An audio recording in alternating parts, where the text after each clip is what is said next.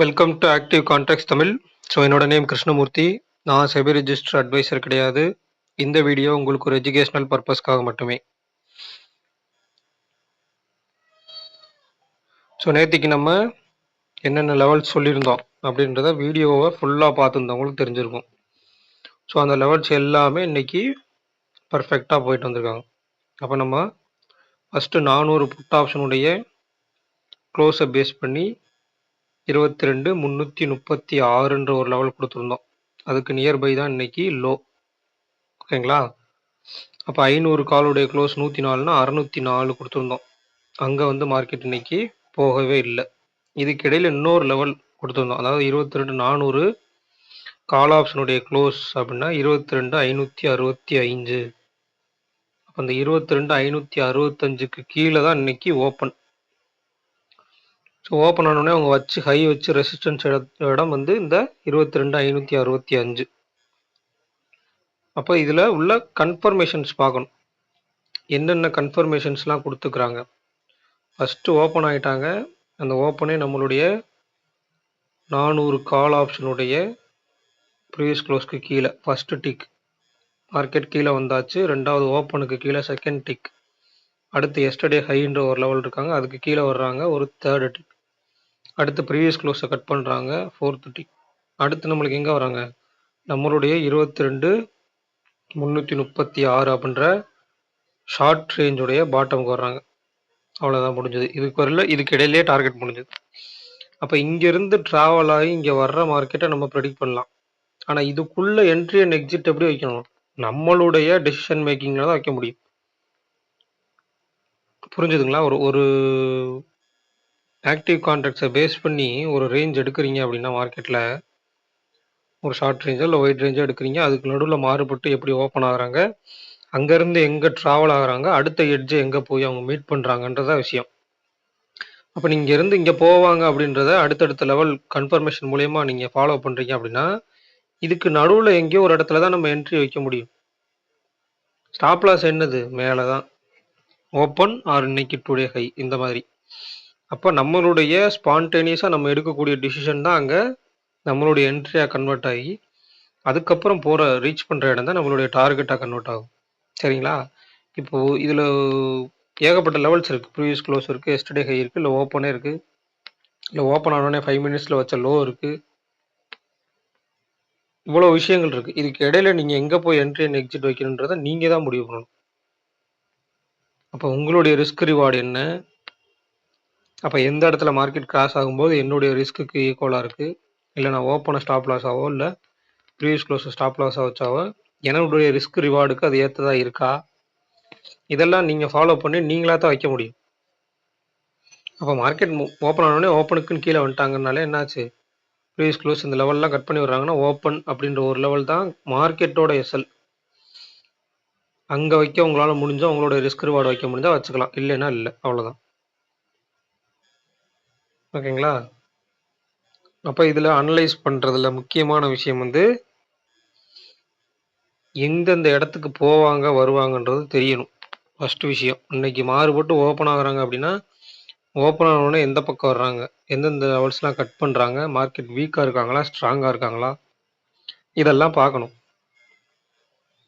அப்போ இன்றைக்கும் அதே தான், 22,500 கால் ஆப்ஷன், 400 புட் ஆப்ஷன், அதுக்கு கீழே நம்மளுக்கு 300 600. அப்போ என்ன சொல்கிறாங்க, 22,300 டு 22,600. மிட் பாயிண்ட் நம்மளுக்கு 300ன்னு வச்சா 22,450. அப்போ 450ன்ற ஒரு மிட் பாயிண்ட். அடுத்து அதே மாதிரி 22,400 காலுக்கு 400 புட்டுக்கும் 500 காலுக்கு மிட் பாயிண்ட்டு 450. மார்க்கெட் முடிஞ்சிருக்குது எந்த இடத்துல, கிட்டத்தட்ட நம்மளுக்கு 470 முடிஞ்சிருக்காங்க. இதில் தப்பாக காமிக்கிறாங்க. ஸோ மார்க்கெட் நம்மளுக்கு முடிஞ்சிருக்கு வந்து 470 முடிச்சுக்கிறாங்க. ஓகேங்களா? கரெக்டாக வரும். ஸோ 470 முடிச்சிருக்கும் போது நம்மளுடைய இந்த க்ளோசிங் ப்ரைஸ் அடிப்படையில் நம்ம 400 put option and 500 call option எடுத்துட்டோம் அப்படின்னா 22,556. அதே மாதிரி 22,365. இதனோட ஆடட் ப்ரீமியம் எடுத்தீங்கன்னா 56 35 91. அப்போ 22,591 அண்ட் 22,309. இவ்வளோதான் வைட் ரேஞ்ச். அப்போ இதுக்குள்ளே எப்படி மாறுபட்டிருக்காங்க, இந்த 22,450 அப்படின்ற லெவலுக்கு மேலே இருந்தால் எப்படி, கீழே இருந்தால் எப்படி.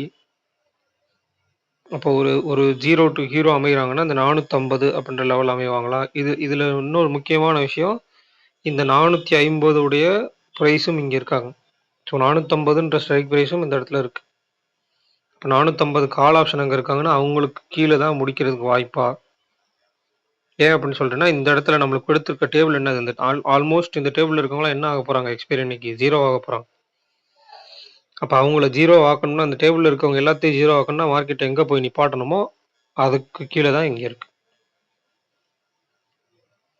ஸோ இது வந்து நாளைக்கு மாறுபட்டு எப்படி இருக்காங்க, அடுத்து இன்ட்ராடேல எப்படிலாம் சேஞ்சஸ் ஆகுறாங்க, அவங்க சேஞ்சஸ் ஆகும்போது இம்ப்ளாய்டு வாலட்டிலிட்டியோட சேஞ்சஸ் எப்படி இருக்குது. இம்ப்ளாய்டு வாலட்டிலிட்டி நாளைக்கு எக்ஸ்பைரி அப்படின்ற பட்சத்தில் இம்ப்ளாய்டு வாலட்டிலிட்டியோட இம்பேக்ட் வந்து ரொம்ப ரொம்ப அதிகமாக இருக்கும்.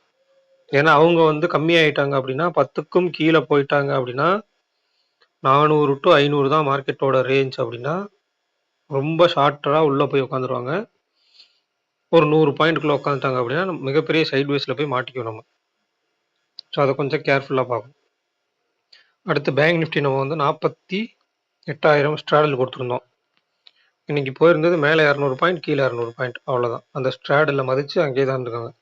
நிஃப்டி கீழே போயிட்டு மேலே வந்தாலும் பேங்க் நிஃப்டி வந்து பெரிய மூமெண்டம் கொடுக்கல. ரெண்டாவது நம்ம சொல்லியிருந்தோம் இதனுடைய இந்த டைம் வேல்யூ அதிகமாக இருக்கும் மந்த்லி எக்ஸ்பைரி. ஸோ அந்த டைம் வேல்யூவை டிகே பண்ணுறதுக்கு தான் அவங்க ஹைலி வாலட்டைலாக இருப்பாங்க அப்படின்னு சொல்லியிருந்தோம். அதே மாதிரி தான் இன்றைக்கி நடந்திருக்கு. மார்க்கெட் வந்து நேற்றுக்கு 47,853 முடிஞ்சாங்களா நம்மளுக்கு பேங்க் நிஃப்டி. இன்னைக்கு முடிஞ்சிருக்குது 48,056. கிட்டத்தட்ட 200 பாயிண்ட் மேலே முடிச்சவங்க. கால் ஆப்ஷன் 68 பாயிண்ட் தான் இருக்குது. ஆனால் புட் ஆப்ஷனில் 162 பாயிண்ட்டை காணும்.